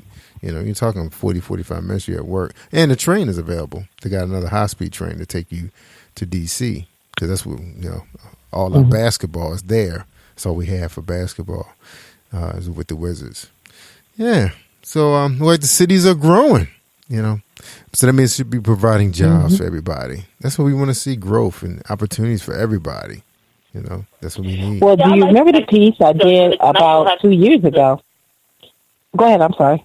Go ahead. No, I was just going to say, I just think it's good because now you don't have to move to Los Angeles or New York or the bigger places to actually have opportunities. You can be right where you feel comfortable. That's right. Even New Orleans and them places. Well, you remember 2 years ago, I did a piece on the best places for African Americans to find careers in the, what's it called? The Metro DMV? DMV? What's it called? DMV. Was number 1. Delaware, Maryland, Virginia. Yeah, it was number 1. Part of the Gold Coast. They call that part of the Gold Coast. 95, all the way down to Florida. Yeah, because that's where you got a lot of your big defense contractors, all your government headquarters. In NAACP headquarters, the Urban League headquarters is here. The Red Cross headquarters is here. Got FBI, CMS, Social Security, you name it. and then you got all these museums. You know, Reginald Lewis Museum is here. Remember, he was a billionaire. So you got a lot going on. Then our HBC, we got Coppin doing well, Morgan growing, a lot of growth with those two schools. So it's a great city. It really is. Just trying to get their police force together. That's what they're working on. Trying to get their police force together. So once we get that together, it's going to be the city it used to be. We was just talking about it the other day how, I was talking to Johnny Ross, how I believe the reason why most of our cities have turned into what they are today is because our police don't walk the streets like they used to get to know the neighborhood. Play ball with the kids. I mean, I remember those guys used to put their stuff down and play. Well, not their guns, but they used to put their stuff down and play basketball with us. Shoot a little hoop. Watch. Teach us how to ride our bikes. You don't got that. You don't have that anymore. And these were guys that were Irishmen. They weren't any African American police officers. Yeah. So. Last year we have something called the Ohio State Fairs. It's one of the largest fairs in the country here. And last year when, we, on certain days, it's 10 days and each day they have like concerts. I mean, it's huge. They have millions of people who come from all over the world just to come and eat and walk and ride and come to shows and all that. So on the day that, there was like an African-American artist, there's a lot of police presence and all that. But when we came in, the police were just so nice. They were like smiling at everybody and saying, "Hi, welcome." And I was like, did they tell them to act like that? They were being so super nice. I was like, are they going to get us all in here and kill us or what? It was just kind of weird because they were like, "Hi, welcome to the Ohio State Fair." We were like looking at them like, "Hello," and it was just kind of weird. Yeah, it's like, but that is something they should teach those guys to be more cordial with the public. I mean, you don't have to act like you stand in guard at the embassy, I know. You're a person and we're people. At the palace. Yeah. Have you ever been to London? Yeah, they don't move. They just look straight. They just stand there. Yeah. But I heard they'll take your head off if they have to. Oh, yeah. My uncle was an embassy guard. Yeah, he was trained to kill Marine. Yeah, I thought that was, odd that they didn't train them that way because you figure like this, if a guy is coming to intent, he has something intentional that he want to do bad, and then somebody stop and say, "Hey, how you doing? Welcome to the fair." And it's a police officer. That may change his whole total outcome. He might just say, "Oh, I guess it's not in my cards today. Let me just go have some fun." You just never know. They can change the demeanor. This is not gonna work today. Yeah. To change the demeanor of some. I mean, just like when people walk into a department store, when you walk and they don't pay you no mind, you just say, "I ain't paying for this shirt. I'm just gonna put it on and walk out." So I just think they need to, like I know around here, our Subway store. The guys that run that store are so super friendly. So super friendly. They actually know our family. We only have to tell them what we want. They already know what it is. But it just proves to you that they listening to you and they remember what you order. I mean, we order the same thing all the time, but my wife don't even have to open her mouth. They say, "Oh, are you getting a double meatball sub with American cheese only?" That's for my son. And the teriyaki, they know our orders. It's because they listen to you and they greet you and they really friendly with you. So I think that's important. I think the police department really should change their whole, theory or philosophy of how they do business in our neighborhoods, in our community. Because they are a part of our community. We pay their salary. We do. We pay it in our taxes. So I think it shouldn't be like they should be acting like they're military. Because to me, that's the direction they look like. Yeah, it was different, but they were just most pleasant and walking around. They weren't like staring at you like they were waiting for you to do anything. Yeah. It does, like you said, it does change your whole demeanor. And I think that's anybody when people are pleasant to you, especially when you're spending your money. You're just trying to go have a good time. You don't need any drama. I'm happy, that it was a big presence there because if anything jumps off, I want it taken care of immediately, That's right. But it does make a difference. And I think, a lot of places where they have, high police presence, it's not like that. They're not going to speak to you and be nice and pleasant to you when you come in, you know, and it puts you on the edge like, God, what's wrong with him, you know, or her. Who want to visit that place, you know, who want to, you know, take their time out and bring their family, you know, traveling across the country to visit that, you know. Yeah. You know, that's not and they do. That, you know, some events do attract people from all over the country. Yes. But I'm looking forward to going to Cleveland to one of the Cavaliers games, you know. Yeah, that's right. That's something that we're going to do before the season is up. That's right. Get that on your bucket list. See LeBron. That's Yes. what we plan to do the same thing for my son too. But Well, I saw Michael Jordan play there, you know, once. So, you know, that was enough for me. But I got to see LeBron too. That's right. I hear you. I know. I missed that. Yeah, that was two things I didn't get to see. Was to see Michael Jackson play. I mean, see Michael Jackson perform and see Michael Jordan play. That was two things. You never saw Michael Jackson ever in your life? Not live. My sister had a chance to see the Jacksons play in D.C. at the I forgot the name of that stadium at the RFK, the famous RFK Stadium. She saw the Jacksons perform. Yeah. Didn't get to see Michael Jackson live. I saw the Jacksons 5 years ago when I was a kid. You know, my stepdad was a promoter, and I used to see everybody, you know, James Brown, you know. Yeah. It wasn't any big deal to us to be at a show or to meet somebody famous because we were around that kind of thing. You know, my mom was a singer. She sang in studios and sang for backup for everybody. You know, Philadelphia's a big music city, and it just wasn't a big deal, you know, to go and listen to somebody rehearse who was a major star or go to the studio and hang out.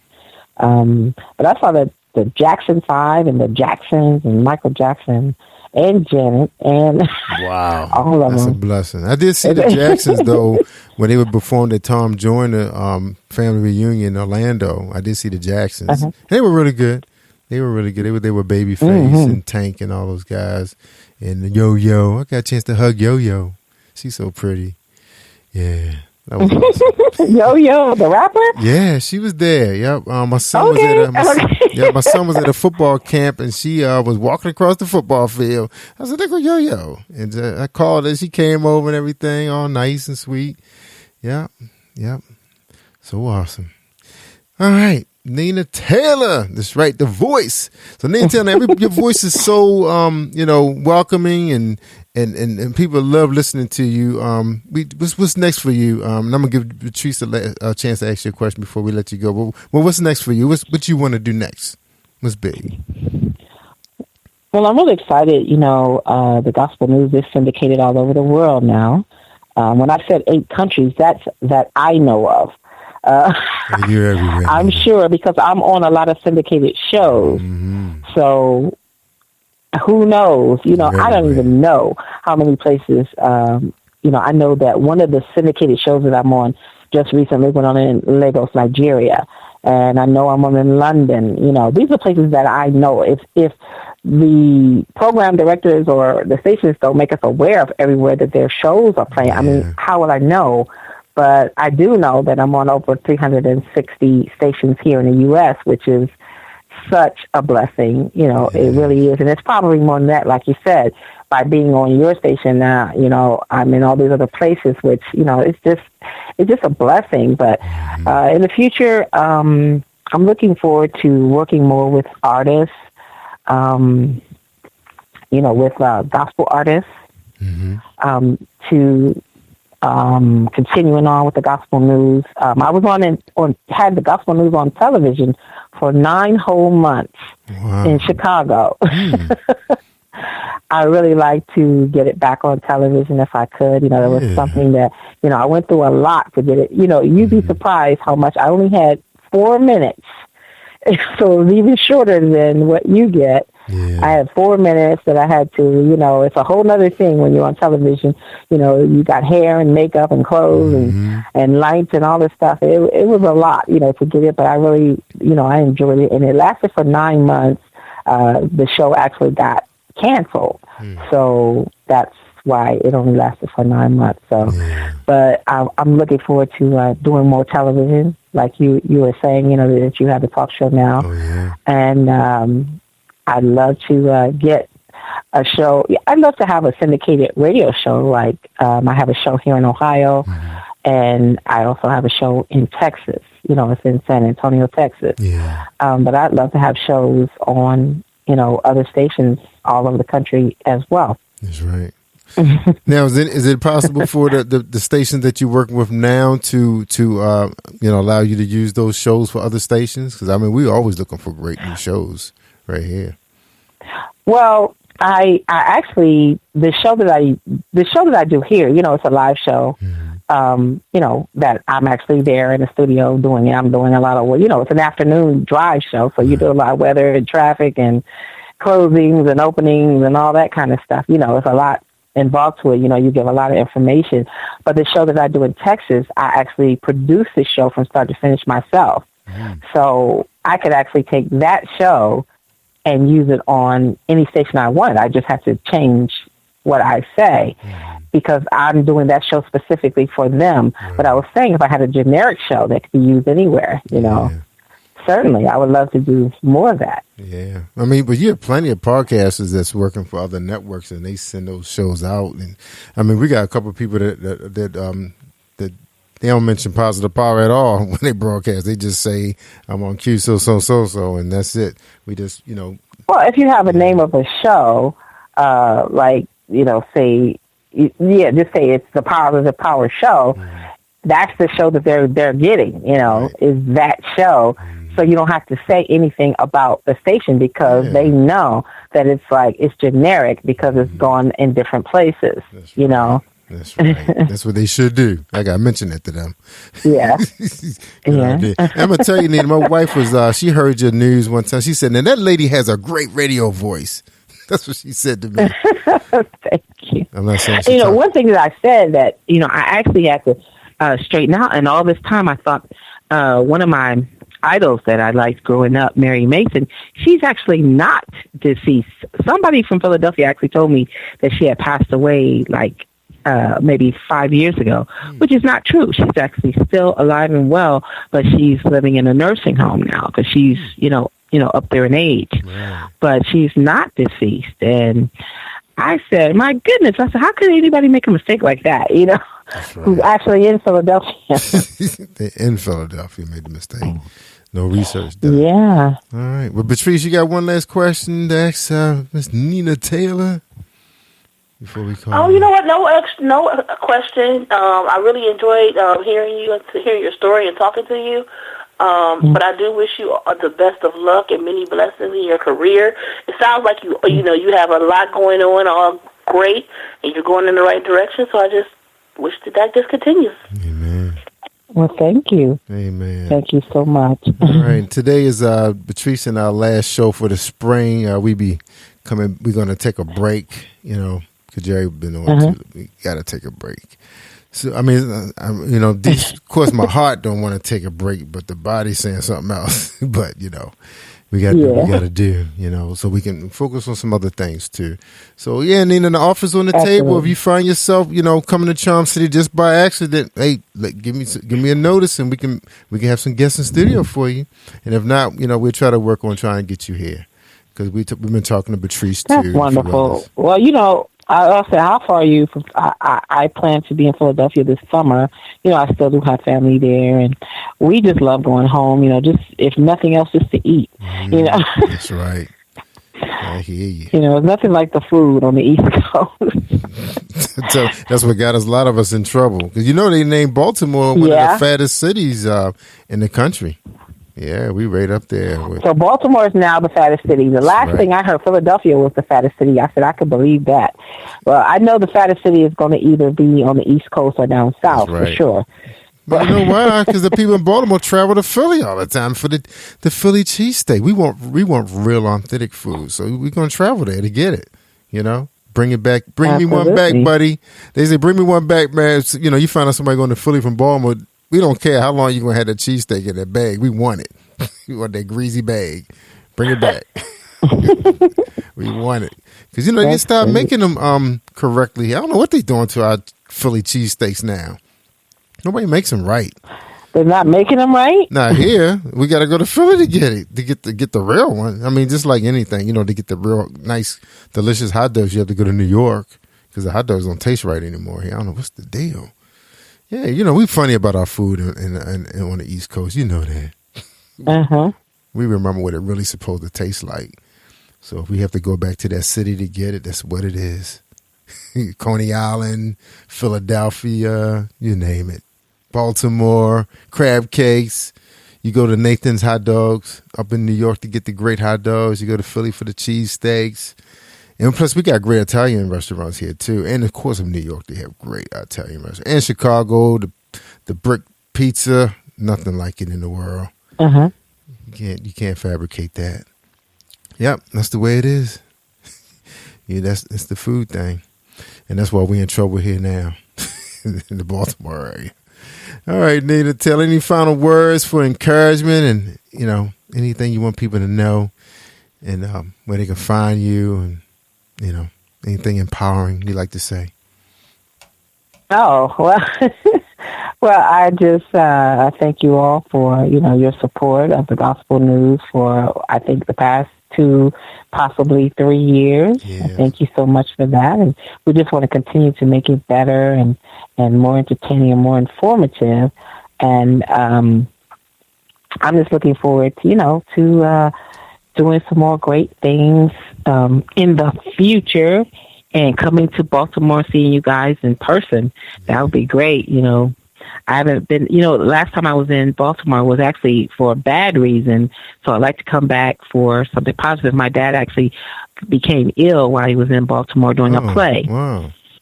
He was an actor as well. He had written a play, and they were on tour, and they were in Baltimore. And next thing you know, we had a call saying, you know, they had to take him to the hospital in Baltimore.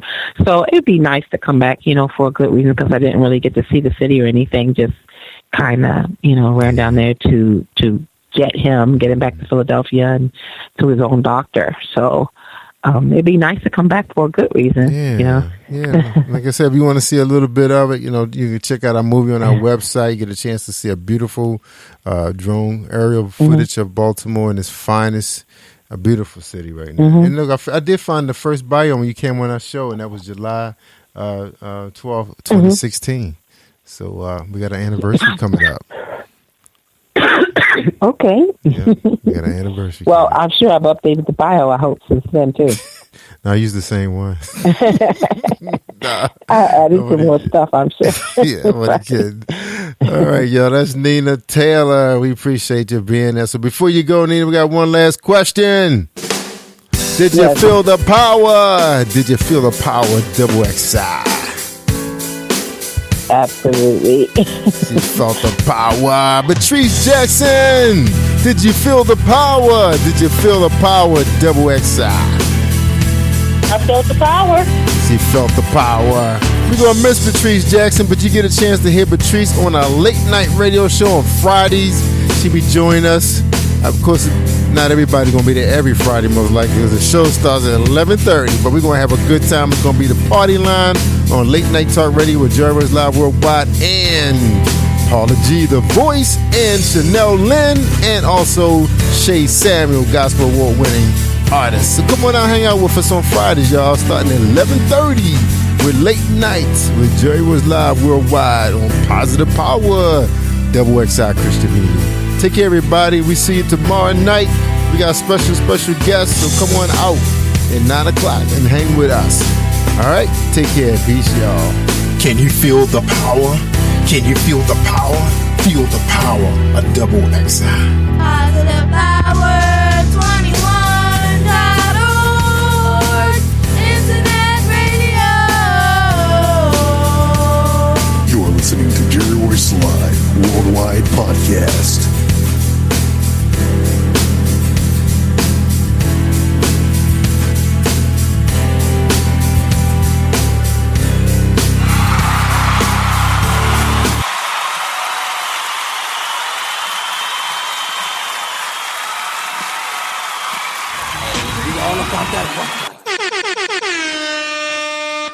And if you want to join us, you only need to do 2 things. Number 1, You need to tune in to Positive Power, Double XI Radio, the place where royalty rocks. Number 2. Tell your neighbor, don't look to the left nor the right, cause we going straight to the truth with our girls.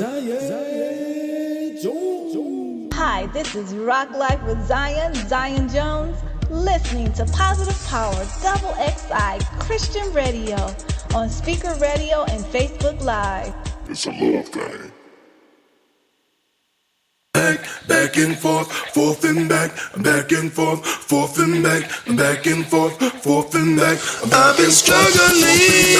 Back and forth, forth and back and forth, forth and back and forth, forth and back. Lord, I need your help. Back and forth, forth and back. This is something back and forth, forth and back. I can't do by myself. Back and forth. I need back and forth. Your love. Back and forth, forth and back and forth.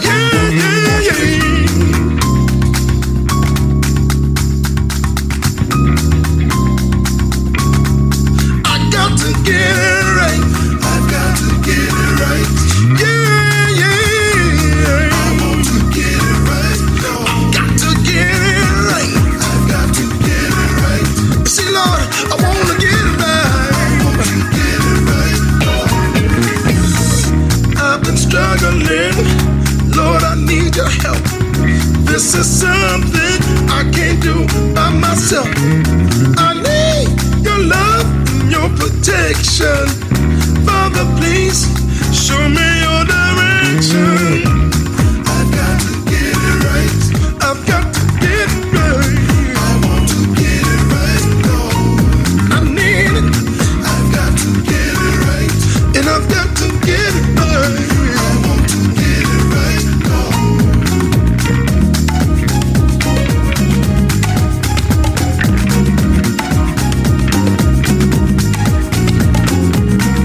Back and forth, forth and back and forth, forth and back and forth, forth and back and forth, forth and. I gotta get my life together and focus on the things that's right. Oh yes, sometimes the things that are so wrong,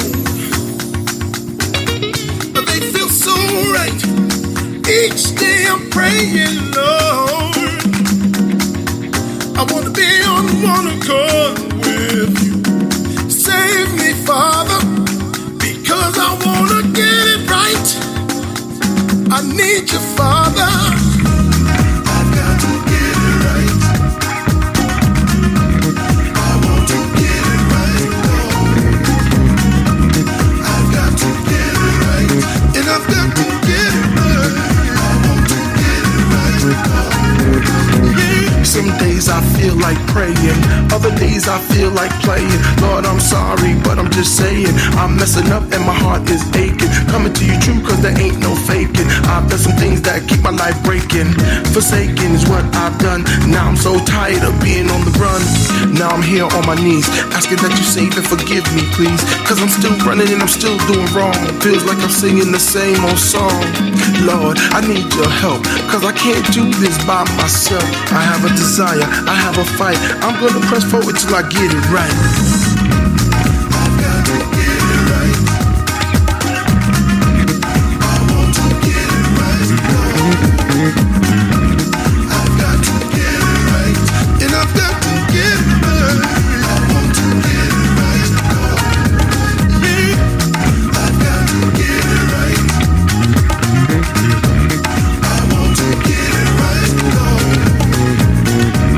I've got to get it right. And I've got to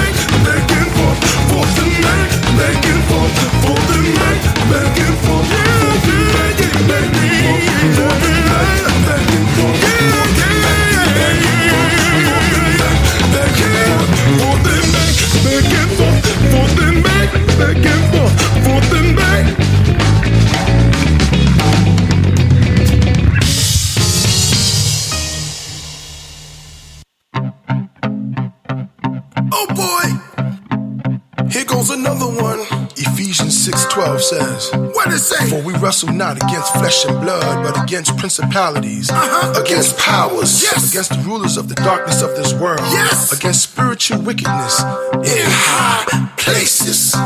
Come on. I'm so visual and so physical, counter-analytical, way too critical to get with you invisible. I don't see you, I just see me, that's why I be lost in the sauce. In this world I'm hurt, and the life I used to live is no longer working. People so cold when you look throughout history, but God intended us to have love and victory. So why we ended up in this place we don't wanna be? We all are making choices that are not so healthy. Take up your armor so when the day of evil comes, you can stand firm and be able to stand your ground. Take up your word and do what it says. Remember to meditate and say all your prayers.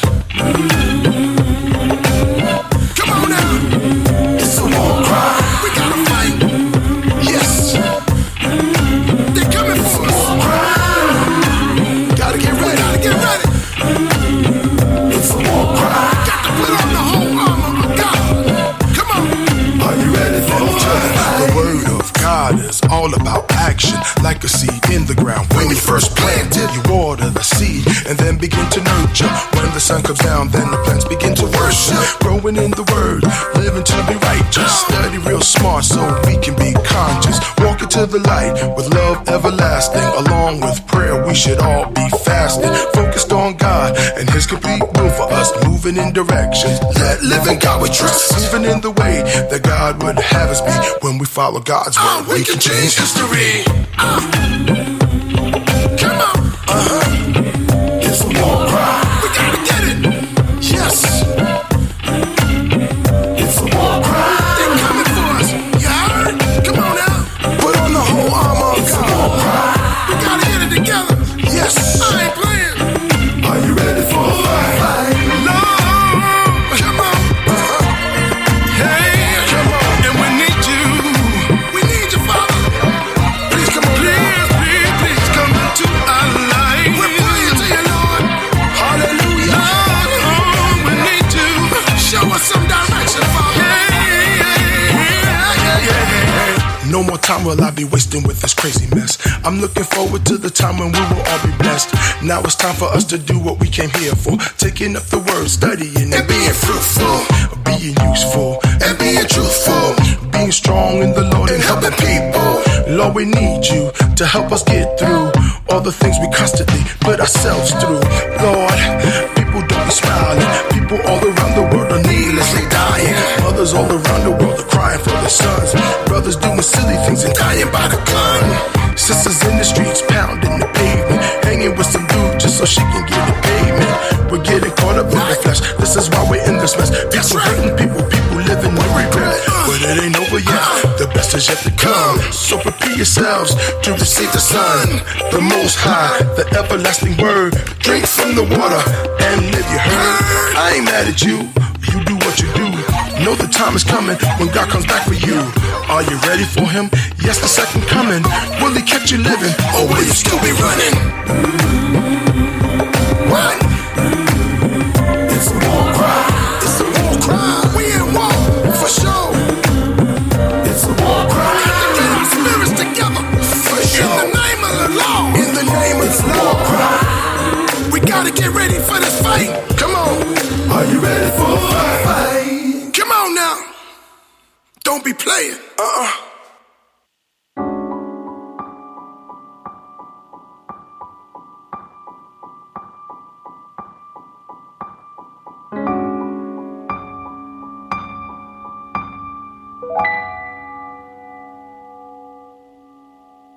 Her heart, a shattered and broken but sincere heart.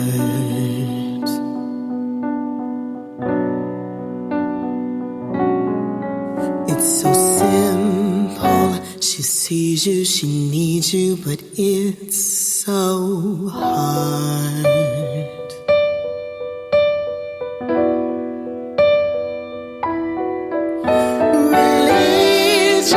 Has pushed her aside and now she's confused.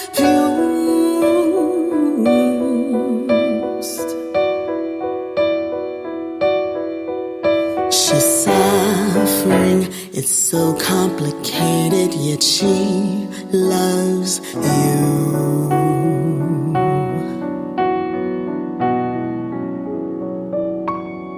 How can you love? The desire is driving me. How can you love? There's a struggle inside of me. How can you love? I can't even get close to you. How can you love me? How can I love you when I'm broken?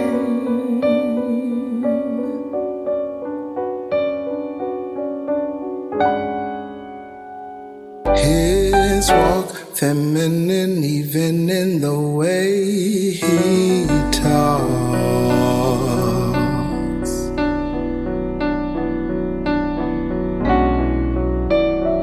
His thoughts confuse those around because he wasn't taught.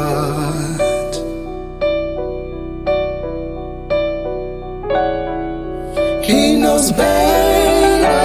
His parents choose to pray, although it hurts.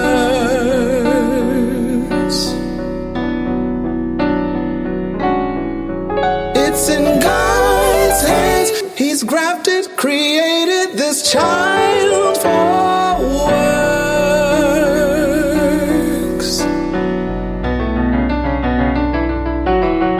How can you love? The desire is driving me. How can you love? There's a struggle inside of me. How can you love? I can't even get close to you. How can you love me? How can I love you when I'm broken?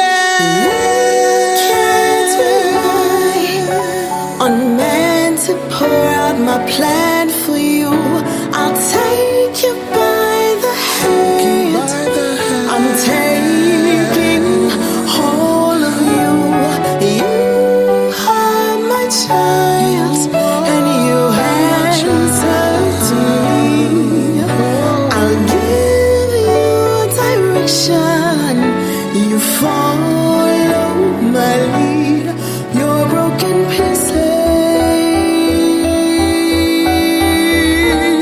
pieces, I'll make you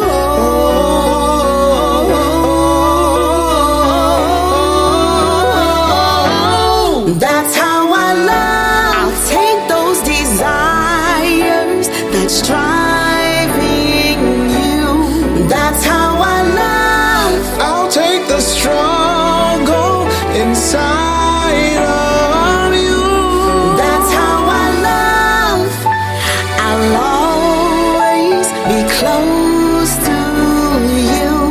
That's how I love you. That's how you love me. When you're That's how I love. I'll take those desires that's driving you. That's how I love. I'll take the struggle inside of you. That's how I love. I'll always be close to you. That's how I love you. That's how you love me when you're broken.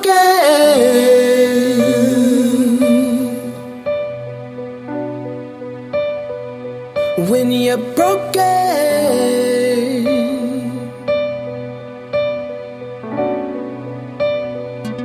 When you're broken. Pour out your contrite heart when you're broken. When you're broken.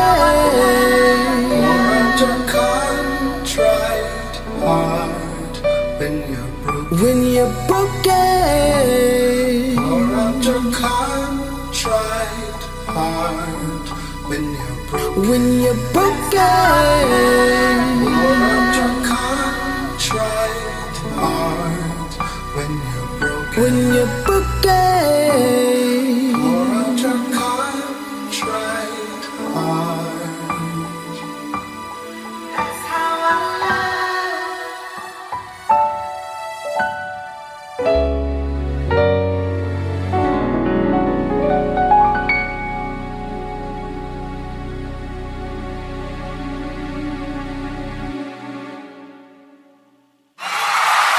You're listening to Jerry Royce Live Worldwide Podcast.